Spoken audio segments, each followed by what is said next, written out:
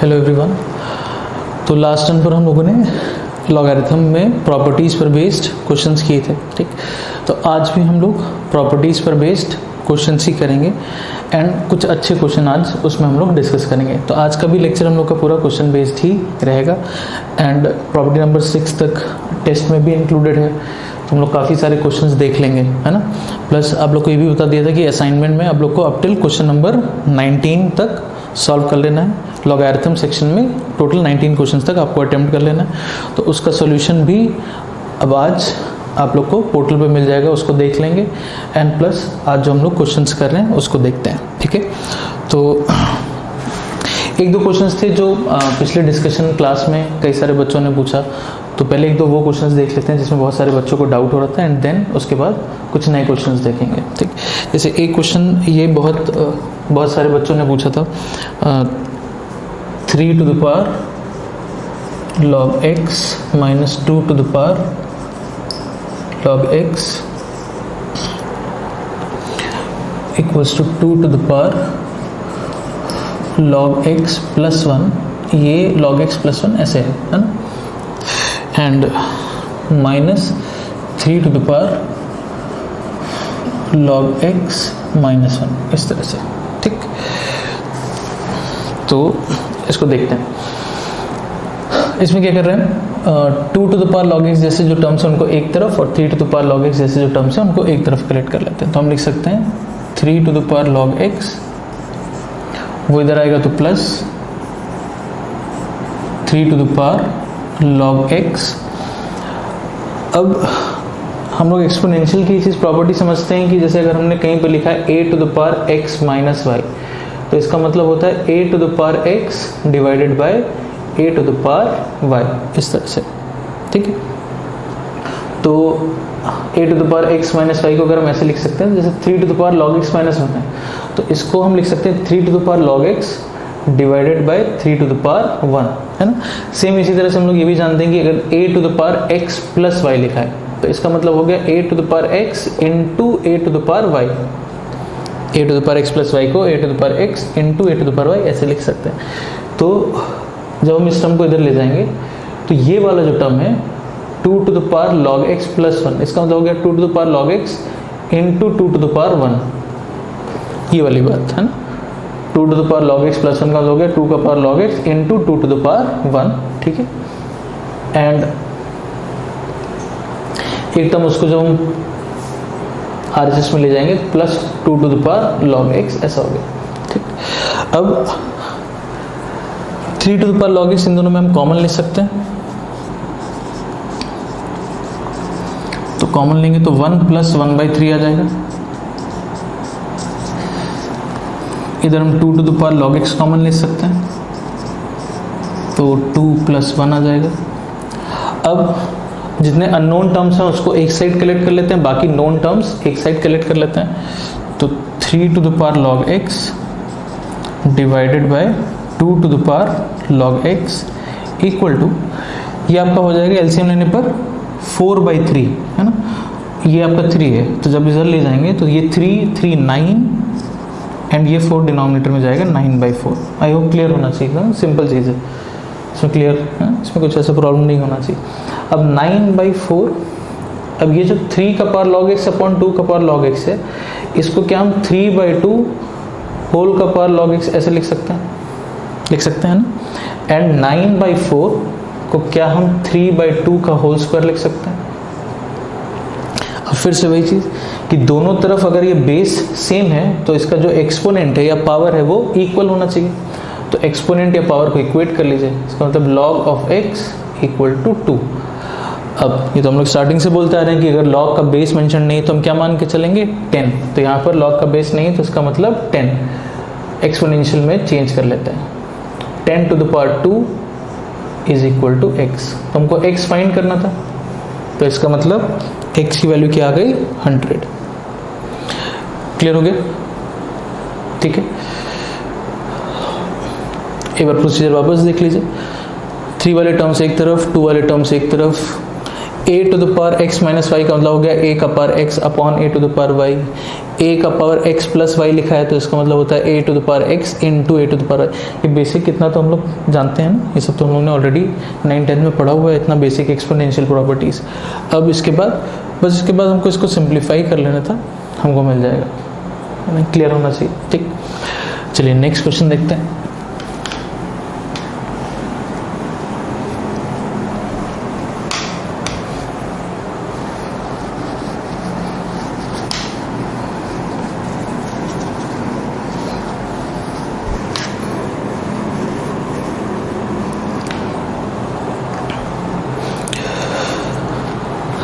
Next question था ये वाला। ये क्वेश्चन भी बहुत सारे लोगों ने डाउट में पूछा। log 11 plus 4 root 7 base 10 1/2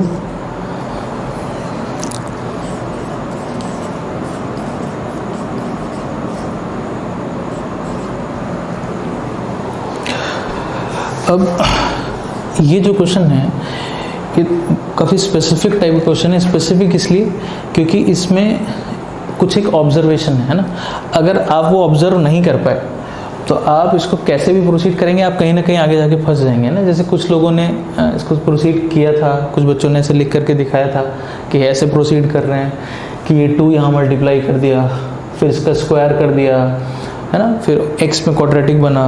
but फिर जब आप क्वाड्रेटिक का रूट लिखेंगे तो फिर से एक, जब आप minus B plus minus under root के अंदर बी स्क्वायर माइनस 4 इसी वाला टर्म बनेंगे, तो अगेन वहाँ पर जाकर के फिर से वही चीज़ आएगी कि वहाँ पर जाकर के रूट अगर आपको एग्जैक्टली x की वैल्यू फाइंड करनी है तो फिर से आपको एक ऑब्जर्वेशन करना होगा। कहने का मतलब आप उस चीज़ से बच नहीं सकते इस क्वेश्चन में।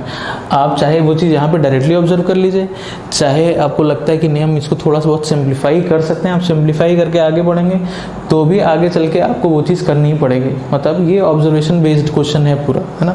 अब इसमें क्या चीज़ ऑब्जर्वेशन वाली है या क्या चीज़ इंपॉर्टेंट है कि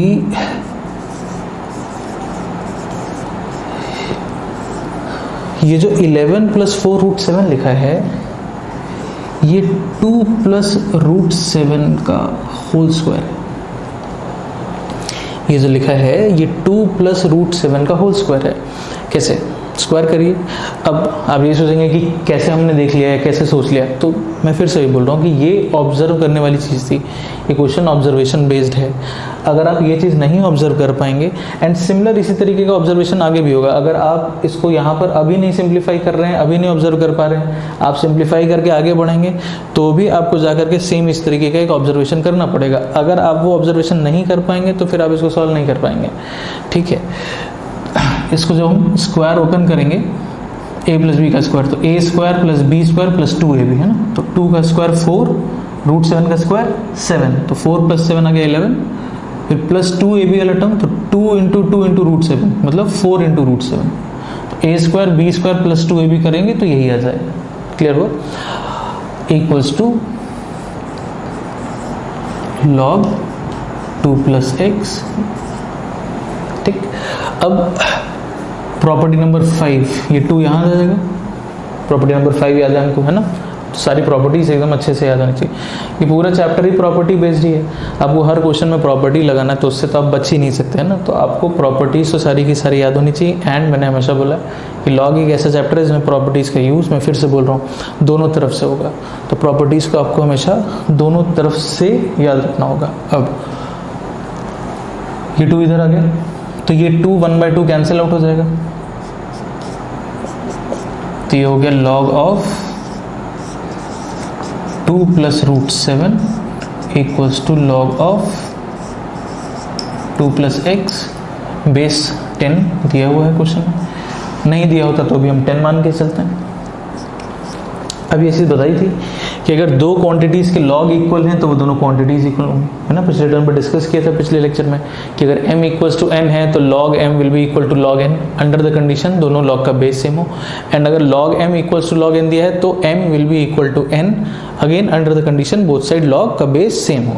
तो यहाँ पर log of this quantity is equal to log of this quantity and base दोनों तरफ सेम है तो हम log रिमूव कर सकते हैं। तो 2 plus root 7 is equal to 2 plus x,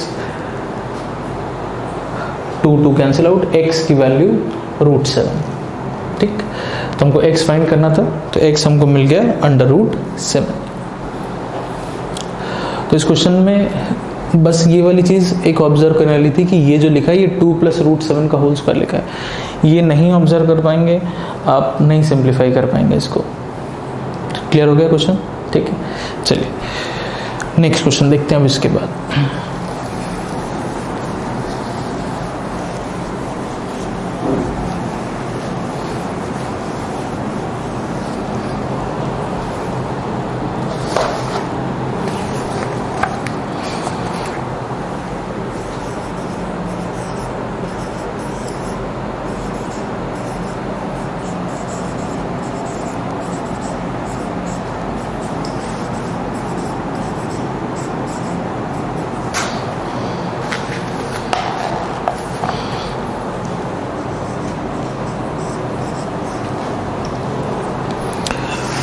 again हमको यहाँ पर x की वैल्यू फाइंड करनी है। ठीक, अब this question is based on property number 6।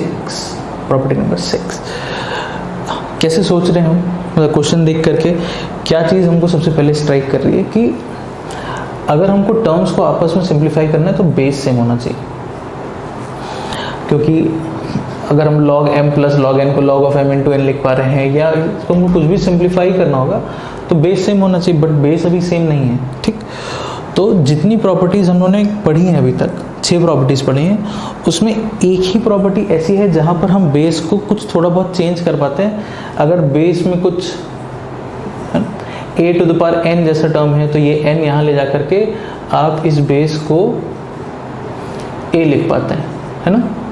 तो बेस को हम कुछ थोड़ा सा चेंज कर पा रहे हैं, यहाँ पे बेस a⁴n है, यहाँ पे बेस a है। ठीक, तो यहाँ पे हमको क्या लग रहा है, 2, 4, 16 देखते ही हमको स्ट्राइक कर रहा है कि हम सबको 2 में चेंज कर सकते हैं, है ना।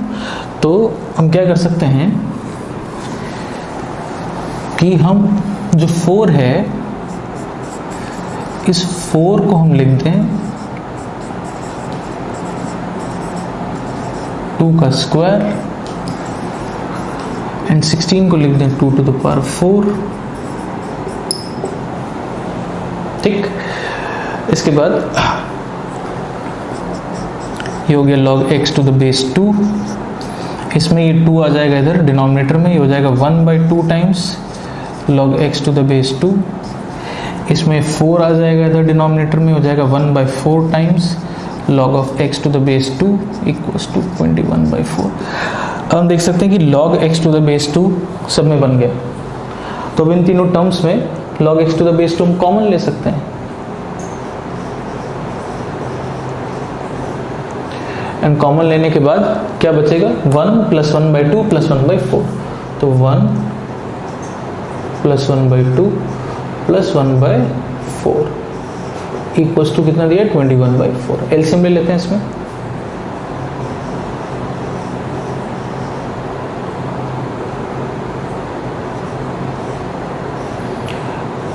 इसमें एलसीएम आ जाएगा 4, तो हो जाएगा 4 + 2 + 1, 4 बोथ साइड डिनोमिनेटर से कैंसिल आउट।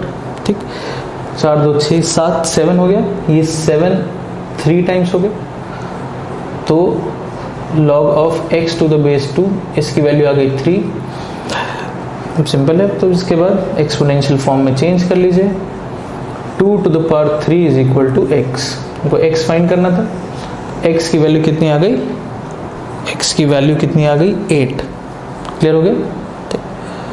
तो प्रॉपर्टी नंबर 6 2 स्क्वायर 2⁴, फिर प्रॉपर्टी नंबर 6 लगा करके log x⁴ 2 कॉमन। क्लियर हो गया यहाँ तक? ओके, तो अब हम लोग नेक्स्ट क्वेश्चन देखते हैं इसके बाद।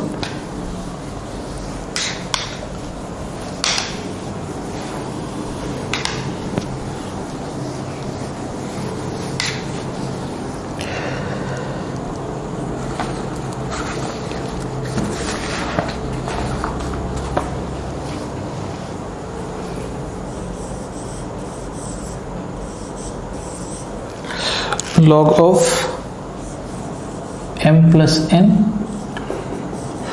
Equals to log m plus log n,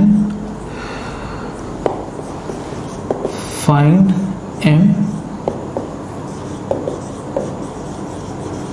in terms of n। ठीक, हमको m और n में बेसिकली हमको एक इक्वेशन गिवन है, एक रिलेशन गिवन है। अब यहाँ से हमको सिंप्लीफाई करके m को लिखना है इन टर्म्स ऑफ n। खुद से ट्राई करेंगे ना। अब जितने भी क्वेश्चन अब इसके ऑनवर्ड्स अब हम लोग करने जा रहे हैं, तो सारे क्वेश्चन अब आप खुद से ट्राई करेंगे। वीडियो पॉज करिए, क्वेश्चन लिख करके वीडियो पॉज करिए एंड ट्राई करिए खुद से। ठीक, ट्राई करने के बाद ही इसका सॉल्यूशन देखेंगे। ठीक, ओके।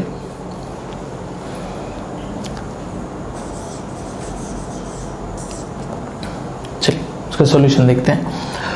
तो बहुत सिंपल क्वेश्चन है ये, बहुत ही सिंपल क्वेश्चन है। log m plus log n को प्रॉपर्टी नंबर 5 से आप लिख सकते हैं log of m into n। क्या क्या गलती नहीं करेंगे सब बताया हुआ है यहाँ पे। ऐसा नहीं कि इसको log m plus log n open कर दिया फिर बोथ साइड कैंसिल आउट कर दिया, तो सब गलतियाँ नहीं करेंगे। सब बता चुका हूँ ना कि क्या क्या गलतियाँ नहीं करेंगे। बेसिक बात क्या है कि प्रॉपर्टीज़ को बहुत अच्छे से आपको याद रखना कि कहाँ पर क्या है, कहाँ मल्टीप्लाई है, कहाँ ऐड है, कहाँ सब्ट्रैक्ट।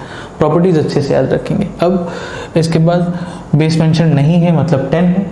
और अगेन अगर दो क्वांटिटीज़ का लॉग इक्वल है और बेस अगर सेम है तो फिर दोनों क्वांटिटीज़ भी आपस में इक्वल होनी चाहिए, यानी कि m plus n should be equal to m into n। अब हमसे क्या पूछा गया, m को लिखना है इन टर्म्स ऑफ n। तो m वाले टर्म्स एक तरफ, बाकी सारे टर्म्स एक तरफ।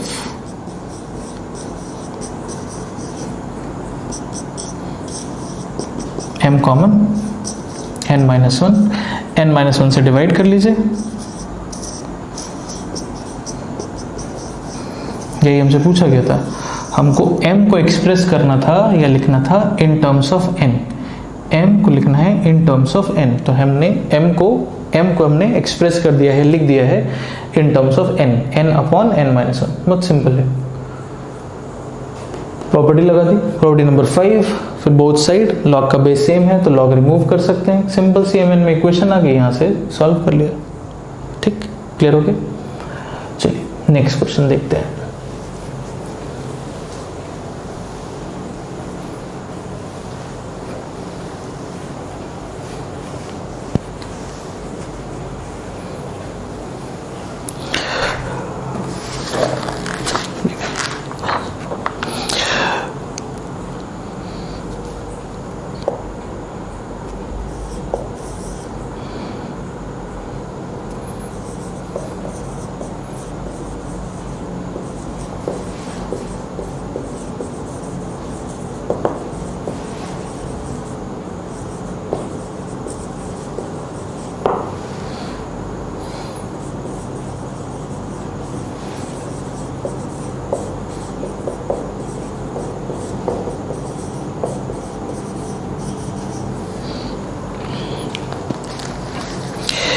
ABC जो है वो 3 कंसेक्यूटिव नेचुरल नंबर। 3 कंसेक्यूटिव का मतलब 3, 4, 5 है ना। कंसेक्यूटिव समझते हैं लगातार, 3, 4, 5 ऐसा हो गया, या आपका 17, 18, 19 ऐसा हो गया, या 55, 56, 57 ऐसा हो गया, कोई भी 3 है ना।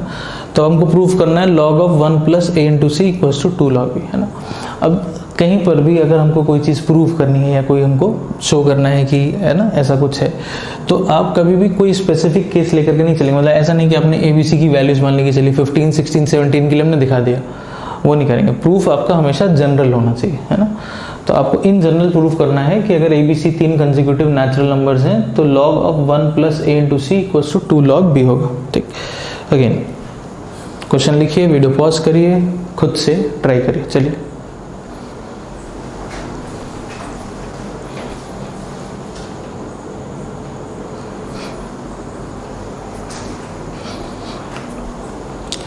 देखिए, अगर a, b और c 3 कंसेक्यूटिव नंबर्स हैं तो b के जस्ट पहले वाले नंबर को आप b माइनस 1 कह सकते हैं और b के जस्ट बाद वाले नंबर को आप b प्लस 1 कह सकते हैं। नहीं भाई, अगर ये 3 नंबर्स हैं और बीच वाला नंबर b है तो ऑब्वियसली इसके पहले वाला नंबर b माइनस 1 होगा ना। जैसे मान लीजिए अगर ये 15, 16, 17 है तो आप 15 को 16 माइनस 1 कह ही सकते हैं और 17 को आप 16 प्लस 1 कह ही सकते हैं, है ना। कंसेक्यूटिव नंबर्स हैं तो जस्ट पहले वाला इससे एक छोटा होगा और इसके जस्ट बाद वाला इससे एक बड़ा होगा। तो क्यों ना a एंड c को b माइनस 1 b प्लस 1 ऐसे लिख दिया जाए। ठीक, तो हम प्रोसीड कर रहे हैं LHS से।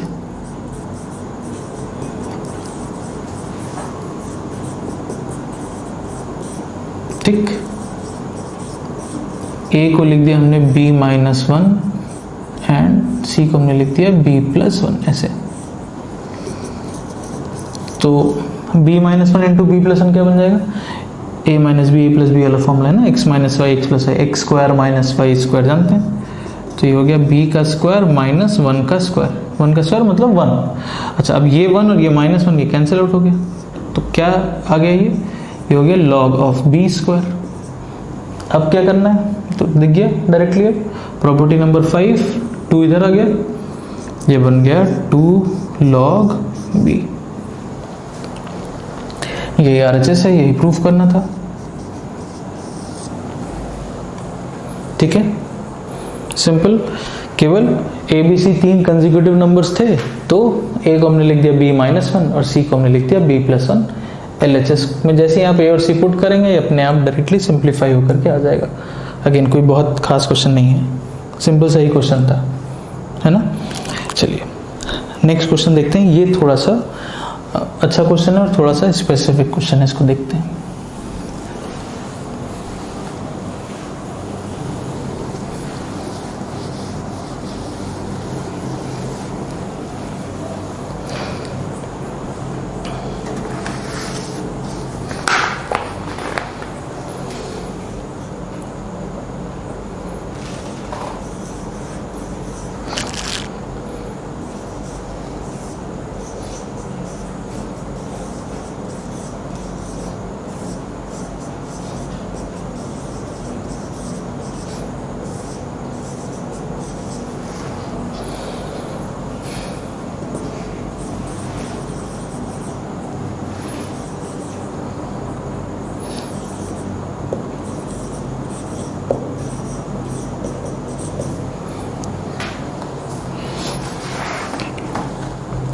अब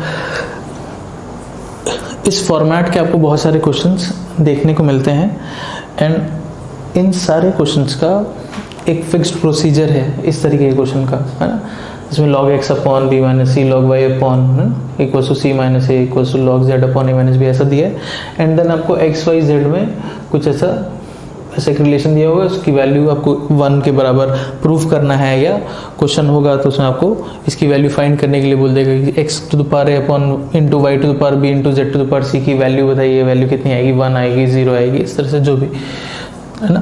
तो इस फॉर्म के जितने भी क्वेश्चन हैं इसको एक बार देख लीजिए, एक क्वेश्चन आपको करके दिखाते हैं एंड इसको याद रखेंगे कि इस तरह के क्वेश्चन में कैसे प्रोसीड करते हैं। फिक्स्ड प्रोसीजर है, ऐसा हर क्वेश्चन आपको एग्जैक्टली जैसे हम करके बता रहे हैं वैसे आपको प्रोसीड कर लेना होगा। ठीक है, तो सबसे पहला काम क्या करते हैं, मान लेते हैं log x upon b minus C equals to log y upon c minus a equals to log z upon a minus b equals to lambda. ये तीनों हमको इक्वल दिए, पहले से ही क्वेश्चन में दिया this equals to this equals to this. हमने मान लिया let all this quantity be equal to some value lambda. ठीक, अब जब हम इसको लेमडा से इक्वेट करेंगे, क्या करें, सबको अलग अलग लेमडा से इक्वेट कर लीजिए। तो एक हम करके दिखा दे रहे हैं, सिमिलरली बाकी दोनों के लिए भी हो जाएगा कि log x upon b minus C equals to lambda. तो यहां से आप log x को क्या लिख सकते हैं, लेमडा इंटू बी माइनस सी, है ना। अब सेम इसी तरह से जब हम इसको लेमडा से इक्वेट करेंगे तो हम लिख सकते हैं सिमिलरली log y की वैल्यू क्या आ जाएगी, चलिए बताइए क्या लग रहा है, log y क्या आ जाना चाहिए, इसको लेमडा से इक्वेट करेंगे तो lambda times c minus A and log z की वैल्यू कितनी आ जाएगी, log z की वैल्यू आ जाएगी lambda times a minus B.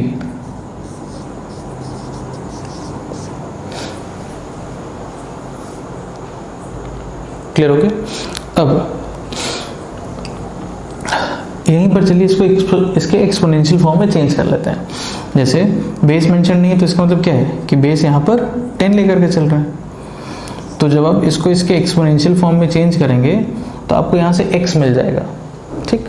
इस इक्वेशन से आपको y मिल जाएगा, इस इक्वेशन से z मिल जाएगा। चलिए एक बार लिख देते हैं यहाँ पर 10 to the power lambda times b minus c, ये हो जाएगा x।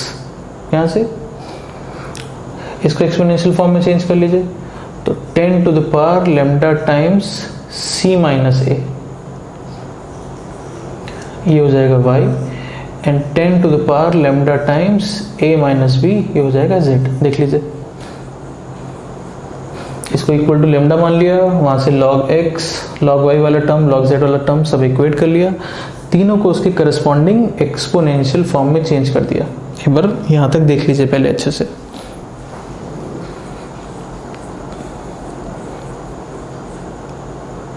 ठीक है, अब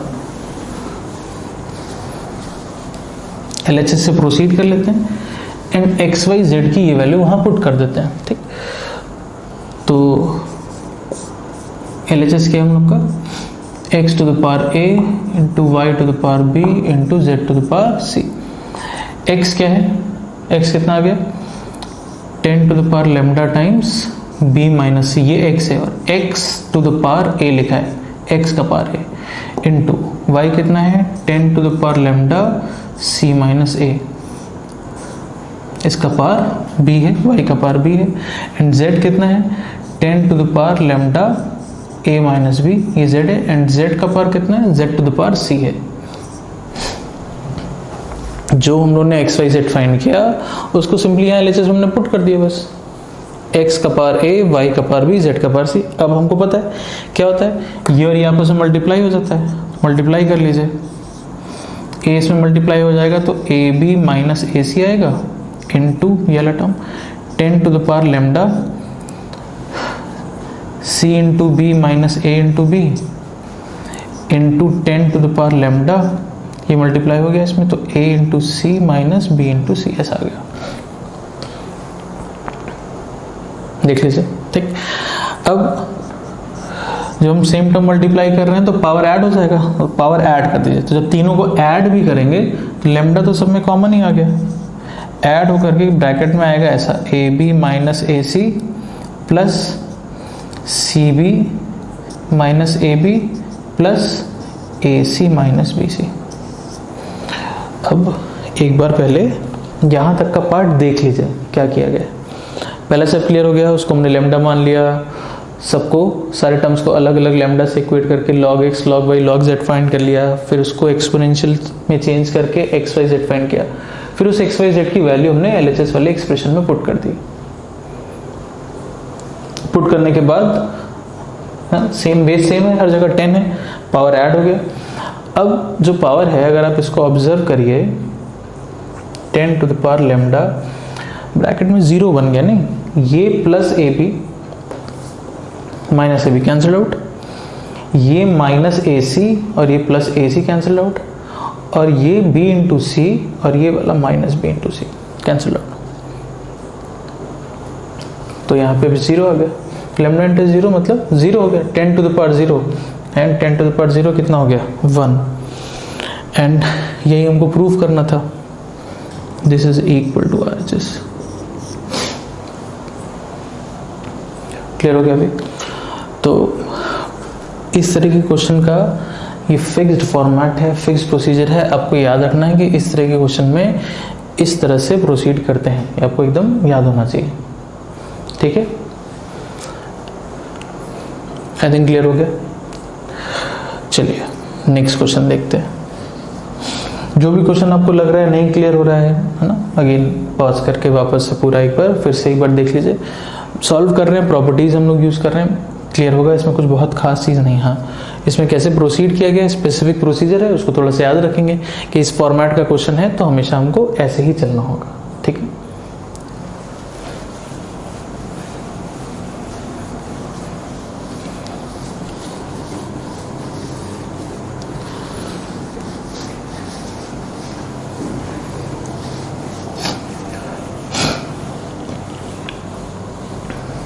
अब इसके बाद नेक्स्ट क्वेश्चन देखते हैं।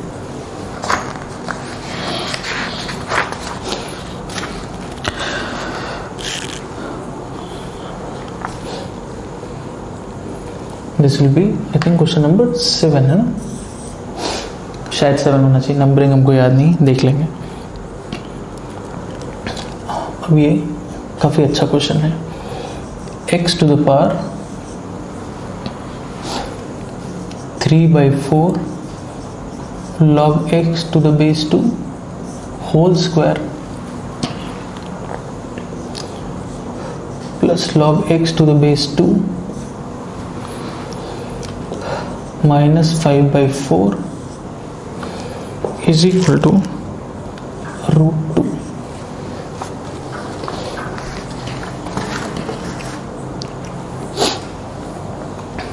अब ये क्वेश्चन काफ़ी अच्छा क्वेश्चन है, तो मैं ज़रूर से चाहूँगा कि एक बार आप लोग इसको बहुत ऑनेस्टली, बहुत सिंसियरली एक बार इसको खुद से अटेम्प्ट दीजिए, इसको खुद से एक बार ट्राई करिए। हिंट हम दे देते हैं, जैसे हम बोलते हैं ना हमेशा कि दो क्वांटिटीज इक्वल हैं तो उनके लॉग भी इक्वल होंगे, आप बोथ साइड लॉग ले सकते हैं। इसमें पहला स्टेप हम आपको बता देते हैं, जैसे ये क्वांटिटी लिखी हुई है और इधर ये क्वांटिटी लिखी हुई है, तो अगर दो चीज़ें इक्वल हैं तो फिर इनके लॉग भी इक्वल होंगे, है ना। तो बोथ साइड लॉग ले लीजिए फॉर बेस 2। क्यों बेस 2? क्योंकि यहाँ पर क्वेश्चन में जितनी भी जगह हमको लॉग का टर्म दिख रहा है वो बेस 2 के साथ दिख रहा है, तो सेम बेस लेके चलेंगे तो ही हमको आपस में सिंप्लीफाई करने में आसानी होगी। तो बोथ साइड लॉग अप्लाई करिए for base 2, both side log ले लीजिए फॉर बेस 2। अब इसके बाद सोचिए कि इसको कैसे सिंप्लीफाई करना है। मैंने हिंट दे दिया, पहला स्टेप मैंने बता दिया, एंड यही इंपॉर्टेंट है। इसके बाद आप इसको थोड़ा सा बस प्रॉपर्टी लगा के सिंप्लीफाई करते चले जाएंगे, आपको आंसर मिल जाएगा। ठीक है, चलिए वीडियो पॉज करिए, खुद से ट्राई करिए इसको। चलिए तो इसका सोल्यूशन देखते हैं हम।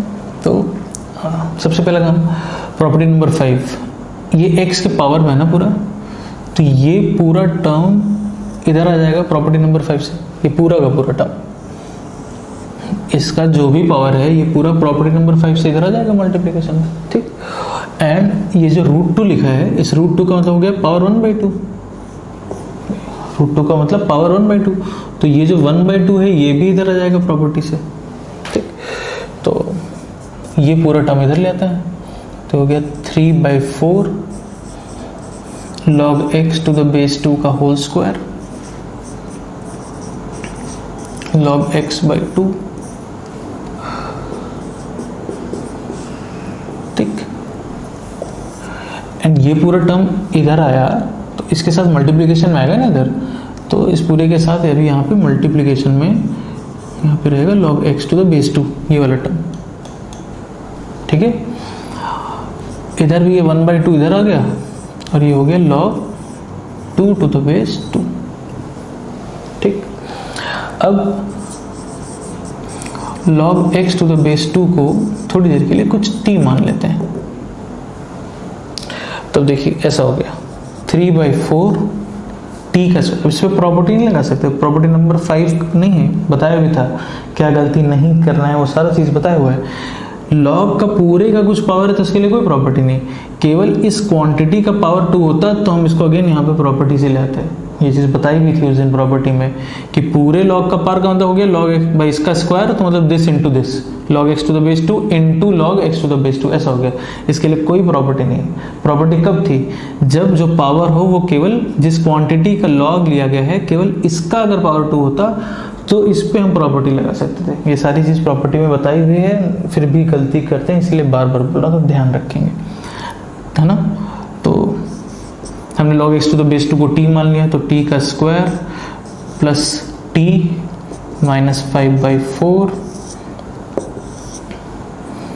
इंटू टी, ये भी t हो गया, log x to the base 2 को t माना, और इधर हो गया 1/2 log to the same base, property number 1, log to the same base की वैल्यू कितनी होती है 1, तो 1/2 इंटू 1, ये 1/2 हो गया। अब इस t को अंदर मल्टीप्लाई कर लेते हैं एंड ओवरऑल यहाँ एलसीएम ले लेते हैं 4। तो चलिए ये हो गया 3t भी मल्टीप्लाई होगा तो 3t क्यूब, ये हो जाएगा t स्क्वायर, एलसीएम भी ले रहे हैं 4 यहाँ पे, तो यहाँ पे 4 भी आएगा, 4t², 4 तो ये 5 ही रहेगा, t से मल्टीप्लाई हो जाएगा, -5t = 1/2। 4 इधर मल्टीप्लाई कर देंगे तो ये 4/2 2 हो जाएगा। क्लियर है क्या कर रहे हैं? तो 3t³ + 4t² -5t, ये 4 केवल इधर ले 4/2 2 हो गया। ठीक, इक्वल टू 2 आएगा, उस 2 को इधर ले जाते हैं तो -2 = 0। चेक कर लीजिए।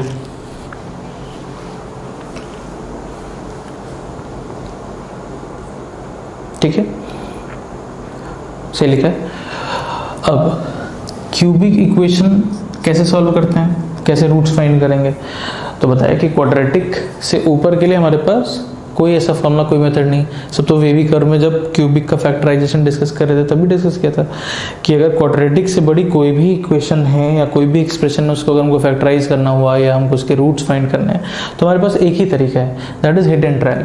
एंड फिर हिट एंड ट्रायल में भी ये चीज़ बता दिया था कि हिट एंड ट्रायल में भी आपको ऐसा नहीं कि रैंडमली कोई भी वैल्यू पुट करके देखते जाएंगे, ऐसे तो इन्फिनाइट नंबर ऑफ वैल्यूज है, कौन कौन सी चेक करेंगे। तो इसके लिए बताया था कि आपको हमेशा -4 से, अब सारी चीज़ें याद होनी चाहिए ना, हर एक चीज़ बताई गई है। जो भी चीज़ें हम लोग ऐसा कुछ भी नया नहीं कर देंगे, कोई भी चीज़, जो भी आगे की चीज़ें पढ़ेंगे वो हमेशा पीछे वाले से लिंक होंगे। इसमें पीछे वालों का यूज़ होगा, मॉडुलस का यूज़ होगा, ग्रेटेस्ट इंटीजर का, कोई भी छोटी चीज़ बड़ी चीज़ जो भी बताई गई है, जैसे क्यूबिक के लिए या पावर 4 के लिए सब बताया हुआ है कि हिट एंड ट्रायल से देखते हैं। ये भी बताया हुआ है कि -4 से +4 के बीच का कोई ना कोई एक integral value as one of the roots आपको जरूर से मिलेगा। क्वेश्चन हमेशा ऐसा ही बनाया ही जाएगा जिसमें आपको -4 से +4 के बीच का integer as one of the roots आपको मिले।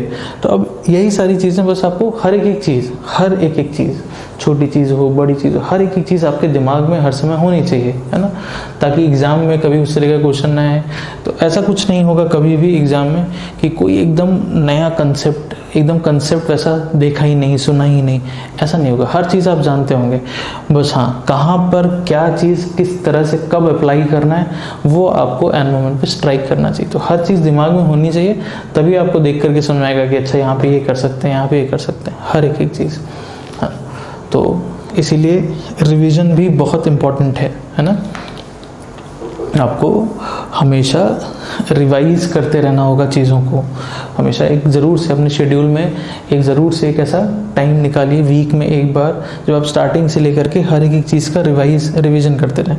क्योंकि ऐसे तो पॉसिबल नहीं ना कि at the end of the year सारी चीज़ें आपको याद रहे। आप खुद देखेंगे अभी आप सोच सकते हैं कि जैसे जैसे हम लोग आगे बढ़ते हैं बहुत सारी चीज़ें पीछे की भूल जाते हैं। हो सकता है हमको सारी प्रॉपर्टीज़ मॉडुलस की, ग्रेटेस्ट इंटीजर की, मॉडुलस में जो हम लोगों ने ट्रायंगल इनइक्वालिटी वाली बात करी उसमें कंडीशन हो सकता है नहीं याद हो, एंड वो ह्यूमन बिहेवियर है ना, ऐसा नहीं है कि हर चीज़ हमको याद रहेगी, बट हमको याद करना होगा और उसका तरीका केवल एक होता है रिविजन। तो आपको मल्टीपल टाइम रिवाइज करना होगा, है ना।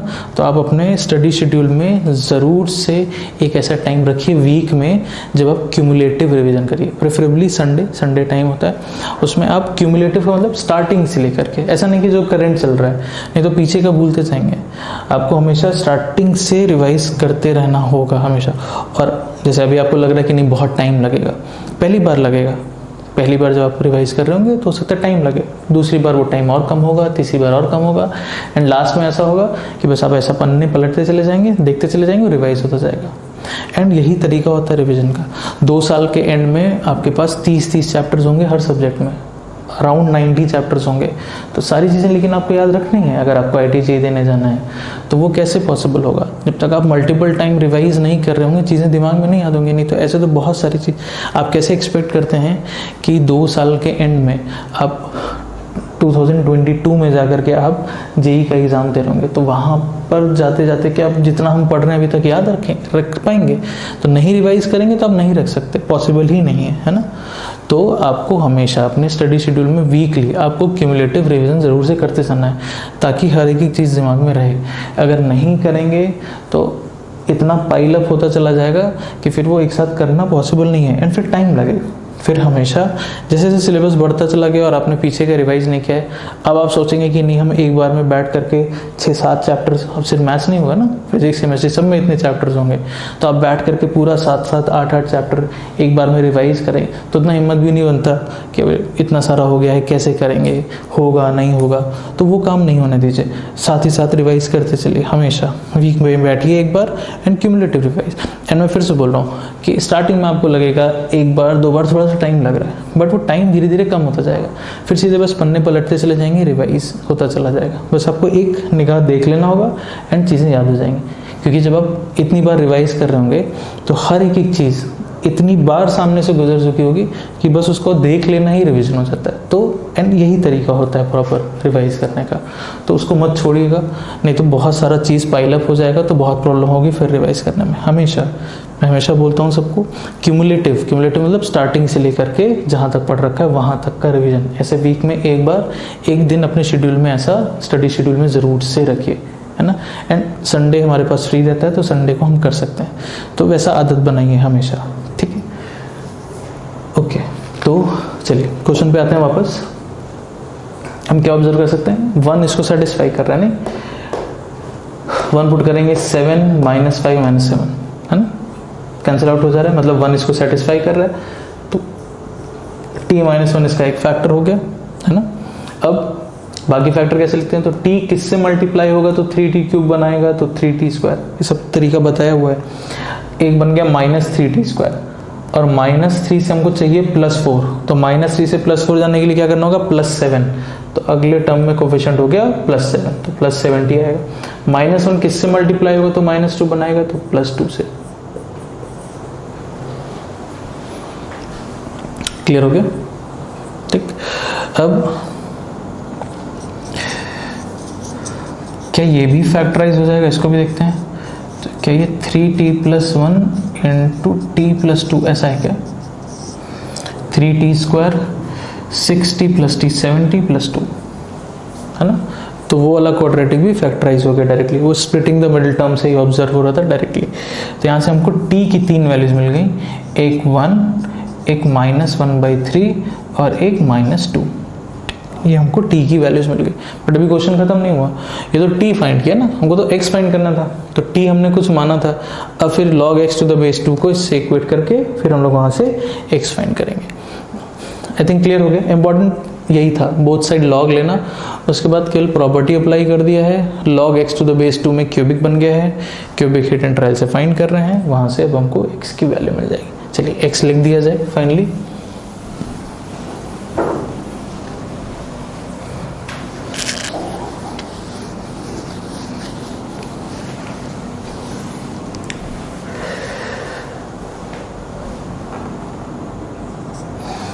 t यानी कि log x⁻2, इसको हमने t माना था, इसकी 3 वैल्यूज मिल गई, 1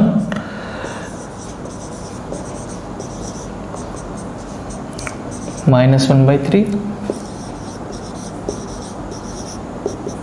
-2, ठीक। अब चेंज कर ले जाए इनको इनके करस्पॉन्डिंग एक्सपोनेंशियल फॉर्म में, तो 2⁻1 is equal to x, 2⁻−1/3 is equal to x, and 2⁻−2 is equal to x। Equation जब भी सॉल्व कर रहे हैं तो एक बार ज़रूर से दिमाग में रखिए कि जो हमने वैल्यूज़ फाइंड करी हैं उस पर कोई अनडिफाइंड टर्म नहीं होना चाहिए, है ना। तो x log जिस क्वांटिटी का ले रहे हैं वो क्वांटिटी हमेशा पॉजिटिव होनी चाहिए, तो जितने भी x मिल रहे हैं वो पॉजिटिव है ना। 2 का पावर -2 भी पॉजिटिव आएगा ना, पॉजिटिव नंबर का तो आप कुछ भी पावर रेज करेंगे हमेशा पॉजिटिव रहेगा।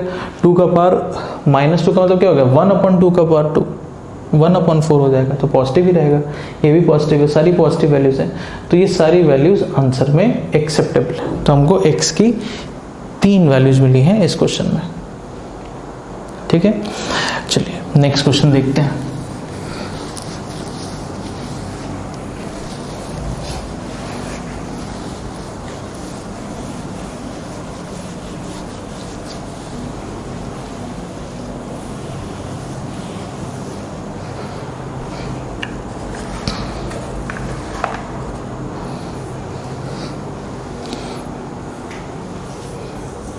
log बेस p,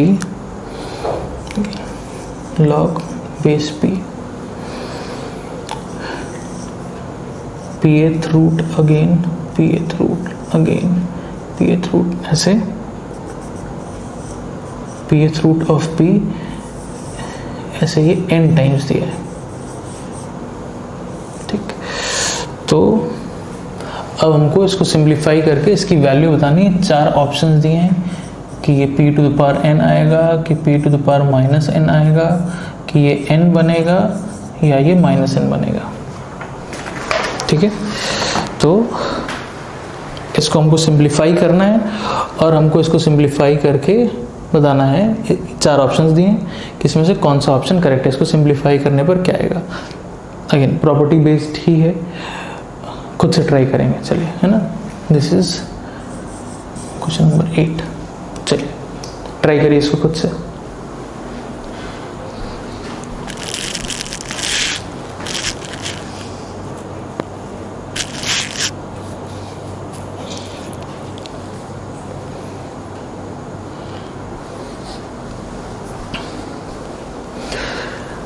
चलिए इसका सोल्यूशन देखते हैं। तो जैसे जब आपसे बोलते हैं कि कोई भी नंबर है या कोई भी क्वांटिटी है ना, जब हम आपसे बोलें कि इसका हमने स्क्वायर रूट लिया, तो स्क्वायर रूट का मतलब होता है पावर 1/2। ठीक, हमने बोला कि इसका क्यूब रूट, तो क्यूब रूट का मतलब हो गया पावर 1/3। हम बोले कि आप इसका फोर्थ रूट लीजिए, तो फोर्थ रूट का मतलब होता है पावर 1/4। ठीक, तो जब हम बोलते हैं कि आप इसका pth रूट लीजिए, तो pth रूट का मतलब क्या होगा, पावर 1/p। ठीक, अब हमारे तो बोलेंगे कि चलिए इसका एक और pth रूट लीजिए फिर से, तो इस पूरे का पावर 1/p। अच्छा, तो हमको पता है ये मल्टीप्लाई हो जाता है, तो मल्टीप्लाई हो गया तो मतलब बन गया p के पावर में 1/p इंटू 1/p, मतलब 1/p², ऐसा बन गया। ठीक, अब सोचिए कि हम इसका एक और pth रूट लेते तो क्या होता, इस पूरे का फिर से एक बार पावर 1/p हो जाता, तो फिर मल्टीप्लाई होता, तो ये जो 1/p² बन रहा है पावर में, ये 1/p³ बनता। समझ आ रहा है।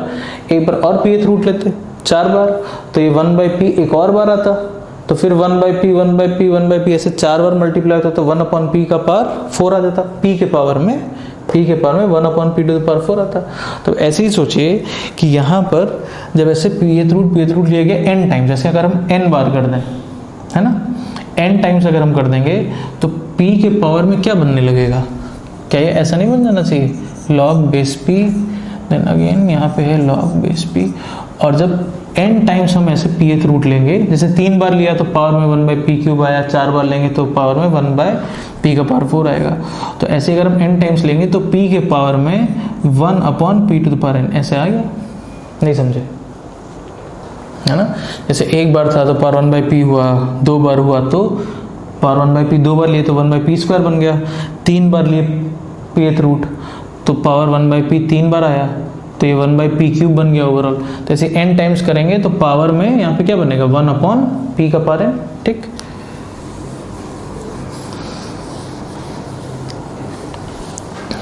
अब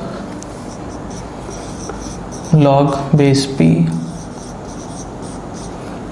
प्रॉपर्टी से ये इधर आ गया, है ना,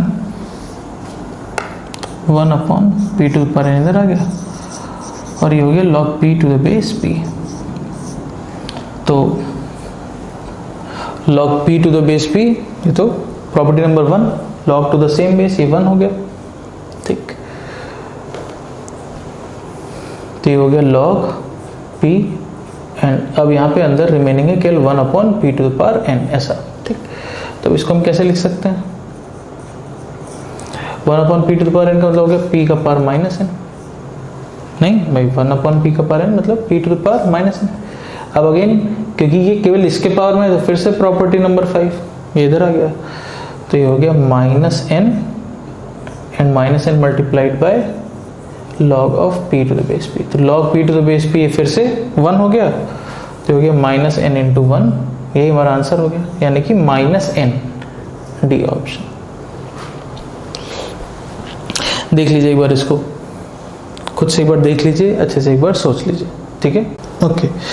तो अब आज हम लोग एक लास्ट क्वेश्चन और देखते हैं, सिर्फ क्वेश्चन नंबर 9, एंड ये थोड़ा सा अगेन स्पेसिफिक टाइप का क्वेश्चन है, इसको एक बार देख लेते हैं। Find number of digits in 3 to the power 40 given log 3 to the base 10 equals to 0.477। ठीक, हमको 3 to the power 40 में टोटल कितनी डिजिट्स होंगी ये बताना है यूजिंग लॉगरिथम। एंड हमको क्वेश्चन में एक लॉग की वैल्यू गिवन है कि log 3 to the base 10 की वैल्यू है 0.477। अब इसको यूज करते हुए 3 to the power 40 के नंबर ऑफ डिजिट्स बताना है। ठीक, तो 3 to the power 40 तो बहुत बड़ा नंबर होगा, उसमें टोटल कितनी डिजिट्स बन रही हैं ये हमको बताना है। कैसे सॉल्व कर रहे हैं अगेन देख लीजिए, है ना। और इस तरह के क्वेश्चन के लिए अगेन बोलूँगा फिक्स्ड प्रोसीजर है, स्पेसिफिक प्रोसीजर है, कैसे कर रहे हैं देख लीजिए, याद रखेंगे। ठीक है, सबसे पहला काम जिसमें हमको डिजिट्स फाइंड करना है, इसको x मान लेते हैं। बोथ साइड अगेन दो क्वांटिटीज इक्वल हैं तो इनके लॉग भी इक्वल होंगे, बोथ साइड लॉग ले लेते हैं। तो ये हो जाएगा log 3 to the power 40, ये हो जाएगा log x। एंड बेस जब हम बोथ साइड लॉग अप्लाई कर रहे हैं तो हमको बेस सेम रखना होगा, तो बेस हम 5 ले सकते हैं दोनों तरफ, 6 ले सकते हैं, 10 ले सकते हैं, जो भी लेंगे दोनों तरफ सेम लेंगे। बट इस क्वेश्चन में हम बेस 10 ले रहे हैं। क्यों 10 ले रहे हैं? क्योंकि हमको जो क्वेश्चन में इन्फॉर्मेशन दी है वो बेस 10 के लिए गिवन है। ठीक, अगर हमारे पास इन्फॉर्मेशन बेस 5 के लिए होता तो क्योंकि हमको इस इन्फॉर्मेशन को यहाँ यूज़ करना है, तो हमको क्योंकि log 3 to the base 10 की वैल्यू दी है तो यहाँ पर उस वैल्यू को हम तभी यूज़ कर पाएंगे जब हम बेस को 10 लेंगे। बेस यहाँ 5 ले लेंगे तो हमारे लिए वैल्यू ये इन्फॉर्मेशन मीनिंगलेस हो गया, है ना। तो इसको देखते हुए हमने यहाँ पे बोथ साइड जब log अप्लाई किया तो हमने बेस 10 लिया। अगर यहीं पर ये इन्फॉर्मेशन बेस 5 के लिए होता तो हम दोनों तरफ बेस 5 लेते। भाई हमको उस इन्फॉर्मेशन को यूज़ करना है तो तभी तो यूज़ कर पाएंगे जब आप ऐसा फॉर्म बनाएंगे, log 3 to the base 10 आएगा तभी तो इस इन्फॉर्मेशन को यूज़ कर पाएंगे, है ना। तो अब ये 40 इधर आ गया एंड log 3 ये क्या है 40 into log 3 to the base 10, log 3 to the base 10 की वैल्यू वहां से पुट कर लेते हैं।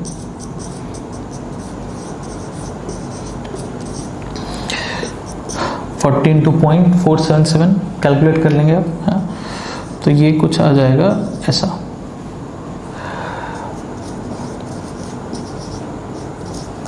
ठीक, एक्सपोनेंशियल फॉर्म में चेंज कर लेते हैं। तो एक्सपोनेंशियल फॉर्म में चेंज करेंगे तो क्या बन जाएगा 10 to the power 19.08 is equal to x। अच्छा, x हमने 3 to the power 40 को ही x माना था, है ना। तो 3 to the power 40 को ही हमने 10 to the power कुछ वैल्यू के फॉर्म में चेंज कर लिया। x यही है और x अब आ गया ये, तो 3 to the power 40 को हमने 10 to the power some value के फॉर्म में चेंज कर लिया। अब 19.08 को ऐसे लिख सकते हैं, मतलब उसमें से क्या करिए उसका इंटीग्रल जितना पार्ट है वो प्लस जो फ्रैक्शनल पार्ट है वो अलग, ऐसे कर लीजिए। ठीक, ऐसा क्यों कर रहे हैं वो प्रोसीड करेंगे तो आपको समझ में आएगा। अब इसको हम एक्सपोनेंशियल की प्रॉपर्टी से ऐसे लिख सकते हैं,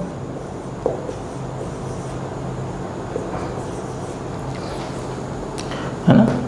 सेम क्वांटिटी मल्टीप्लाई होगी तो पावर ऐड होगा तो 19.08 ये बनेगा। तो इसको हमने ऐसे लिख दिया। अगेन हम लोग समझते हैं a to the power x plus y को a का पावर x into a का पावर y ऐसे लिख सकते हैं। ठीक, अब इसमें जो 10 to the power 19 है ये तो हमारे लिए नोन है, ये तो हमको पता है क्या बनेगा 1, फिर ऐसे 19 zeros आ जाएंगे इसमें, तो ये टर्म तो हमको पता है। अब हमको क्या करना है इस वाले टर्म को थोड़ा सा ऑब्जर्व करना है। ठीक, देखिए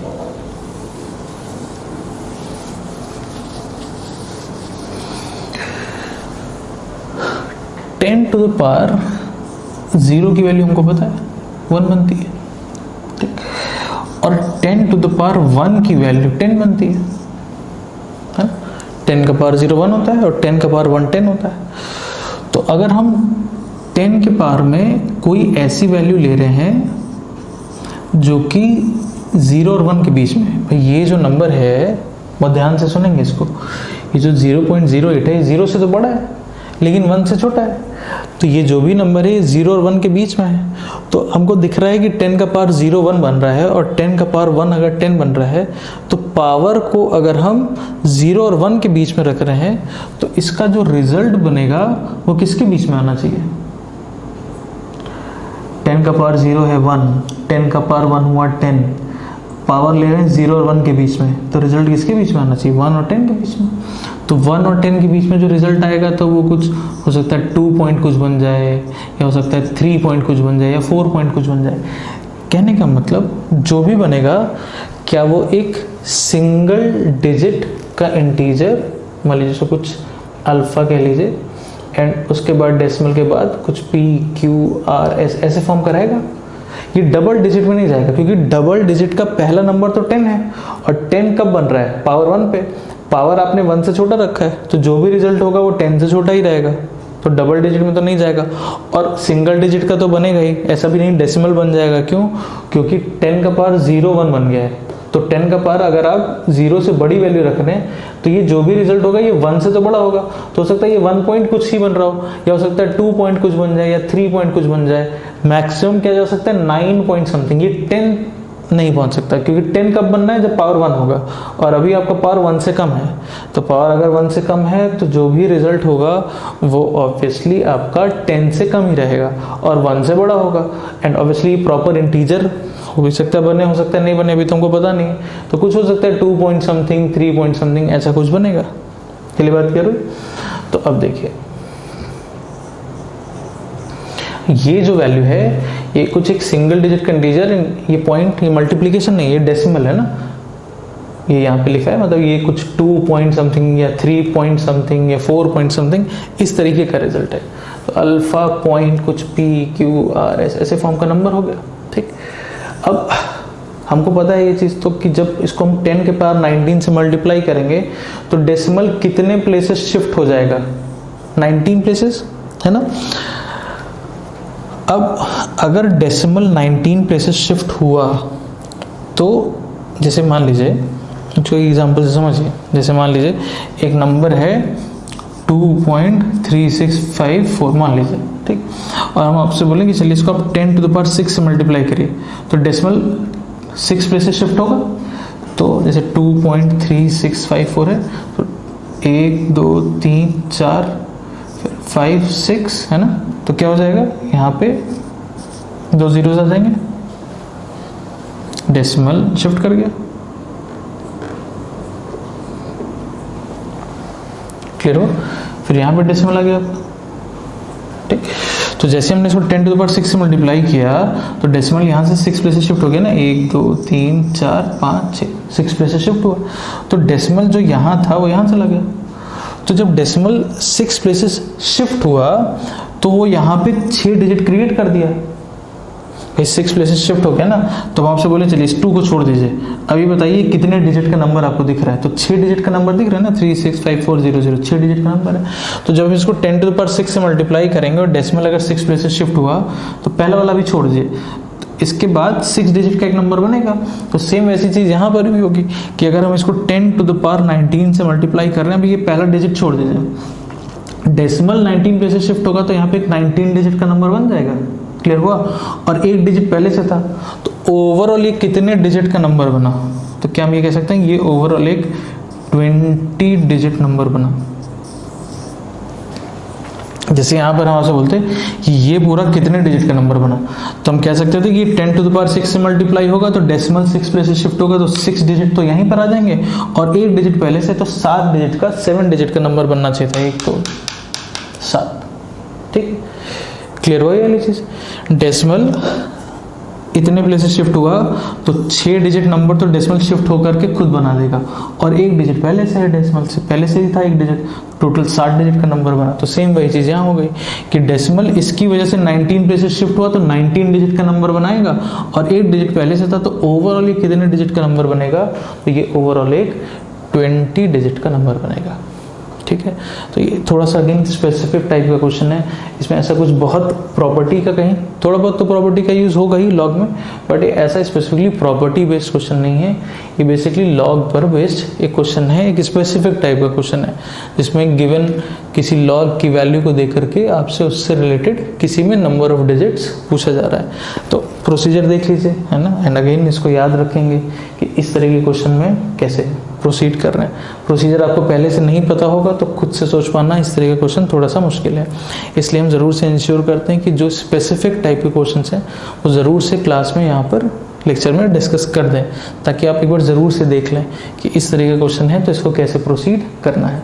और मैं बोलता भी जा रहा हूँ कि जहाँ पर भी स्पेसिफिक प्रोसीजर आपको दिख रहा है उसको आपको याद रखना होगा कि इस तरह का क्वेश्चन आ रहा है तो हमको ऐसे ही प्रोसीड करना है, ठीक है। तो आई थिंक आज हम लोगों ने अब सफिशिएंट क्वेश्चन डिस्कस कर लिए हैं, तो आज के लेक्चर अब इसको हम लोग अब यहीं पर स्टॉप करेंगे। एंड हम लोगों ने 6 प्रॉपर्टीज अभी तक पढ़ी हैं एंड उस पर ओवरऑल हम लोगों ने काफ़ी सारे क्वेश्चन, पिछले लेक्चर में भी केवल हमने क्वेश्चन किए थे बट बेसिक क्वेश्चन थे, आज हम लोगों ने कुछ अच्छे क्वेश्चंस किए हैं लॉग में। एंड एक बार जब हम लोग लॉग की सारी प्रॉपर्टीज डिस्कस कर लेंगे तो कुछ बहुत अच्छे क्वेश्चन हम लोग डिस्कस करेंगे क्लास में, ठीक है। तो अब नेक्स्ट लेक्चर में हम लोग रिमेनिंग 4 प्रॉपर्टीज़ के बारे में एंड उससे रिलेटेड क्वेश्चन के बारे में बात करेंगे, ठीक है। तो आज अब इसको फिर यहीं स्टॉप करते हैं। Thank you.